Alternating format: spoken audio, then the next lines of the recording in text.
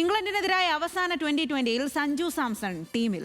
വൈഭവ് സൂര്യവംശിക്ക് പകരമാണ് സഞ്ജു എത്തുന്നത്. വാഷിംഗ്ടൺ സുന്ദറിന് പകരം സൂര്യാൻഷ് ഷെഡ്ഗെ ടീമിലുണ്ട്. മത്സരത്തിൽ ടോസ് നേടിയ ഇന്ത്യ ഇംഗ്ലണ്ടിനെ ബാറ്റിംഗിന് അയച്ചു. 21 റൺസ് എടുക്കുന്നതിനിടെ ഇംഗ്ലണ്ടിന് ഒരു വിക്കറ്റ് നഷ്ടമായിട്ടുമുണ്ട്. ഖിലാഫ് അഹമ്മദാണ് ഈ വാർത്തയുടെ കൂടുതൽ വിവരങ്ങളുമായി ചേരുന്നത്. ഖിലാഫ്, എന്തായാലും ഇന്ത്യയെ സംബന്ധിച്ച് സമ്പൂർണ്ണ പരാജയം ഒഴിവാക്കുക എന്നുള്ളതാണ് ഈ ഒരു മത്സരത്തിലൂടെ ലക്ഷ്യമിടുന്നത്. അതിൽ ഇപ്പോൾ സഞ്ജു സാംസണും ഇടം പിടിച്ചിട്ടുണ്ട് എന്ന് മനസ്സിലാക്കുന്നു. അപ്പോൾ എങ്ങനെയാണ് ഇപ്പോൾ മത്സരം പുരോഗമിക്കുന്നത്? തീർച്ചയായും സ്വാതി സൂചിപ്പിച്ചതുപോലെ തന്നെ ആരാധകരെ സംബന്ധിച്ചിടത്തോളം സഞ്ജു ടീമിൽ തിരിച്ചെത്തി എന്നതാണ് ഏറ്റവും വലിയ പ്രത്യേകത എന്ന് പറയുന്നത്. അതായത് കഴിഞ്ഞ 3 മത്സരങ്ങളിൽ സഞ്ജു സാംസനെ ഇന്ത്യൻ ടീമിൽ അണിനിരന്നിട്ടില്ല. ആ 3 മത്സരങ്ങളിലും ഇന്ത്യ വലിയ തോതിൽ തന്നെ പരാജയം സമ്മതിക്കുകയും അതേപോലെ തന്നെ പരമ്പര നഷ്ടമാവുകയും ചെയ്തു.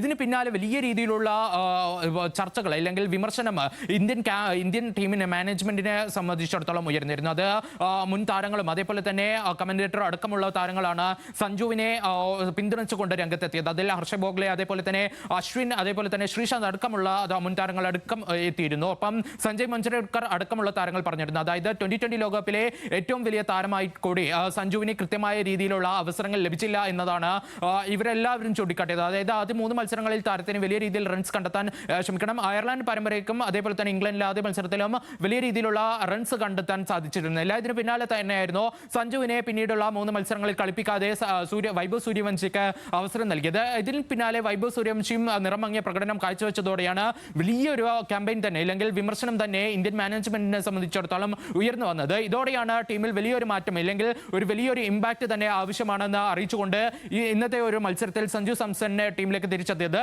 സഞ്ജു ടീമിലെത്തിയതോടെ തന്നെ വൈഭവ് സൂര്യവംശി ടീമിൽ നിന്ന് പുറത്തായി.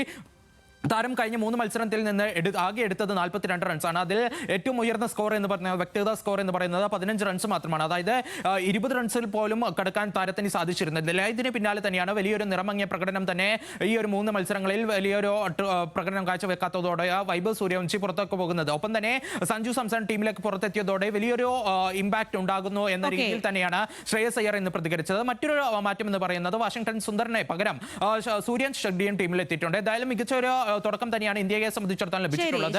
21 റൺസിന് മികച്ച തുടക്കമാണ് ഇന്ത്യക്ക്. ഇന്നത്തെ ഈ ഒരു മത്സരത്തിൽ സഞ്ജു സാംസൺ കളിക്കുന്നു എന്നുള്ളതാണ് മലയാളികളെ സംബന്ധിച്ച് ഏറ്റവും സന്തോഷകരമായിട്ടുള്ള കാര്യം.